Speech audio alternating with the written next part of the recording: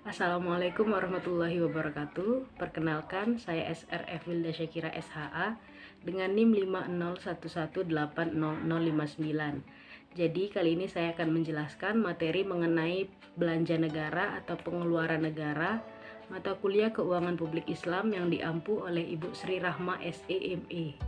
Langsung saja ke videonya. Macam-macam pengeluaran. Menurut Suparmoko, pengeluaran negara dapat ditinjau dari berbagai segi. Yang pertama yaitu pengeluaran merupakan investasi, yaitu menambahkan kekuatan dan ketahanan ekonomi pada masa yang akan datang. Yang kedua, pengeluaran yang secara langsung dapat memberikan kegembiraan dan kesejahteraan kepada masyarakat. Yang ketiga, pengeluaran yang merupakan penghematan untuk pengeluaran yang akan datang. Yang keempat, pengeluaran untuk menyediakan kesempatan kerja yang lebih banyak dan penyebaran tenaga beli yang lebih luas. Jenis pengeluaran dikelompokkan berdasarkan macam-macamnya. Yang pertama, pengeluaran yang sebagian atau seluruhnya bersifat self-liquidating, yaitu pengeluaran yang mendapatkan pembayaran kembali dari masyarakat yang menerima barang-barang atau jasa-jasa yang diberikan pemerintah. Yang kedua, pengeluaran yang reproduktif, yaitu pengeluaran yang mewujudkan keuntungan-keuntungan secara ekonomis bagi masyarakat sehingga mampu meningkatkan penghasilan masyarakat. Yang ketiga, pengeluaran yang tidak self-liquidating dan tidak produktif, yaitu pengeluaran yang dapat langsung menghibur atau kegembiraan dan kesejahteraan masyarakat, antara lain bidang-bidang rekreasi, pendirian monumen, objek turisme, dan sebagainya.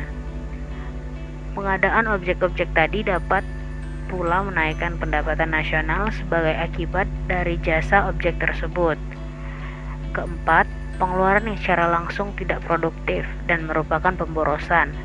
Misalnya biaya untuk pembiayaan pertahanan atau perang, meskipun pada saat pengeluarannya penghasilan perorangan yang menerimanya akan naik. Dan yang kelima, pengeluaran yang merupakan penghematan untuk masa yang akan datang.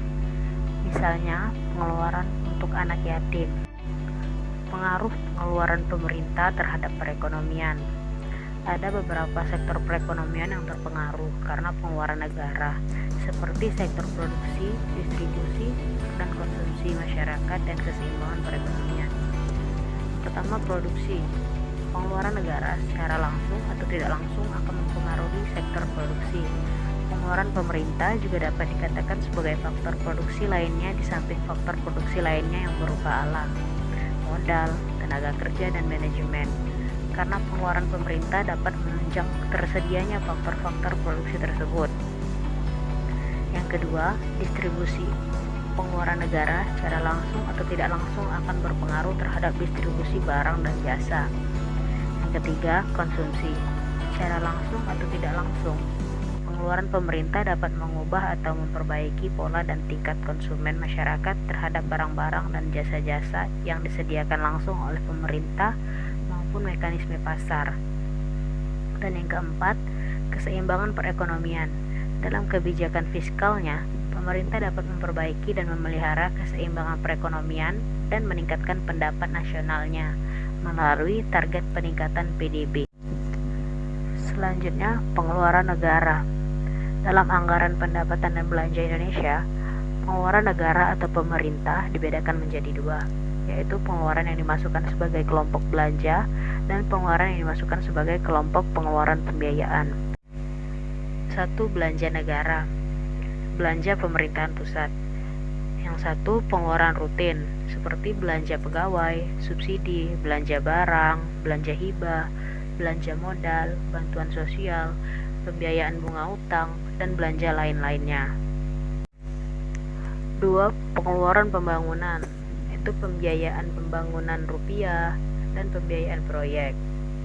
Dan yang B, dana yang dialokasikan ke daerah. 1. Dana penimbangan, seperti dana bagi hasil, dana alokasi umum, dan dana alokasi khusus.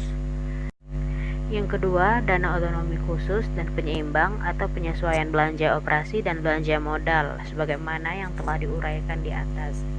Dalam hal belanja yang satu ini, disajikan menurut fungsinya, yaitu yang pertama, pelayanan umum, berfungsi untuk kesehatan. Yang kedua, ketertiban dan keamanan, berfungsi untuk pertahanan. Yang ketiga, pariwisata, budaya, dan agama, berfungsi untuk ekonomi. Dan yang keempat, lingkungan hidup, berfungsi untuk pendidikan. Dan yang terakhir, perumahan dan fasilitas umum, berfungsi untuk perlindungan sosial. 2. Pengeluaran pembiayaan, itu seperti pengeluaran obligasi pemerintah, pembayaran pokok pinjaman luar negeri, dan pembayaran lain-lainnya. Pengeluaran ada yang bersifat langsung dan ada yang bersifat pemindahan. Pengeluaran pemerintah dapat berpengaruh pada beberapa sektor, yaitu seperti yang telah dijelaskan tadi, seperti sektor produksi, distribusi, konsumsi masyarakat, dan keseimbangan perekonomian.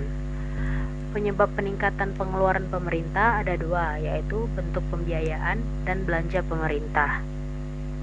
Itulah materi yang saya sampaikan. Semoga dapat bermanfaat. Mohon maaf apabila terdapat kesalahan. Wassalamualaikum warahmatullahi wabarakatuh.